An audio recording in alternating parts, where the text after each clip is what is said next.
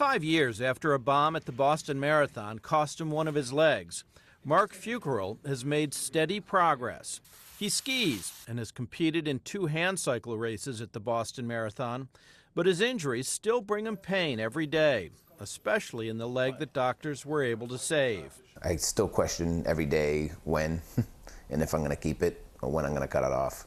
Medical science has made promising advances in amputations and artificial limbs since the attack, due in part to lessons learned by doctors and researchers treating survivors of the attack.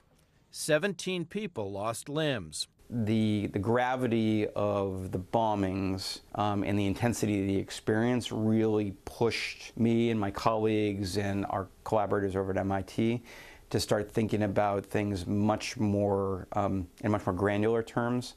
The plan will be to remove the leg below the knee. Dr. Matthew Carty says a chief lesson of the bombing is that amputations needed to improve. With an infusion of research dollars as a result of the attack, doctors are beginning to implement new forms of amputation that could allow people to maintain better levels of mobility.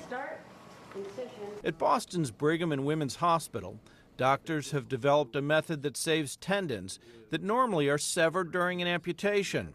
When coupled with an appropriately adapted next-generation prosthesis, will enable folks who are suffering limb loss who undergo this modified procedure to have much more exquisite control of the prosthetic limb, but also to get sensory information back. Researchers at the Massachusetts Institute of Technology are currently working on that next-generation prosthesis that can translate brain signals into movement of an artificial leg. Doctors at Brigham and Women's Hospital are also researching leg transplants. All of this comes as the survivors of the attacks have to consider new prostheses. They generally last 5 to 7 years. Fucarile says he'll hold on to his remaining leg as long as he can tolerate the pain.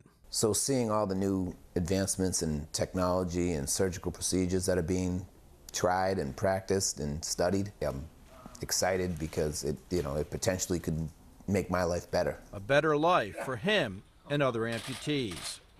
Ned Barker, Associated Press.